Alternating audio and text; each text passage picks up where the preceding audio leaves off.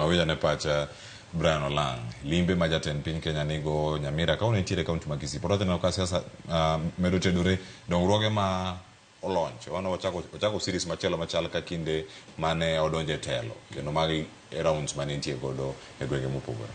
Gima mokwongo anya wado penjo wado Mambuta. Bingeni wacho ni serikal is giving back to the people. You know your servant cannot give you. What are they giving us? They are our servants. Ruto chalo mana ka watchman moro ma oketo State House kacha. So what is he giving us? Nikech wachulo ushuru. So what is he giving us? He should be working for us. Secondly, Angisha Chel Kenegi Ruto. Ruto should know, bingeni okoni go launch gik moko te. Ni diango nyole kor gengo di launch mano. Kiana ngoti more o di launch. Dialo timo kiana ngo mano o di launch. He needs to know he's the president. Oningo beno gik moko ma o launch keni Kisii, keni electricity, Muranga, keni kanye, kwene modhi egite. Magi gik monya ore PS, onya ore mbuta gini odhi ye, okochuno ni nyaka odhi kwende gite.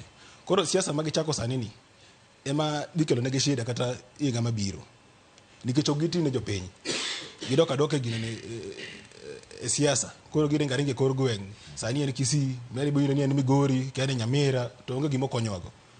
And in fact, the amount of money even used logistically, Golo President Kanya Nyamira kata Kisii, that money should be saved to do something else. Ogere kato hospital, ogere skundi. So that is my opinion on the issue. Austerity measures might have muketi Nyabero ni mana wuondruok. Mago wuondruok. Onge gima gikonyo wago.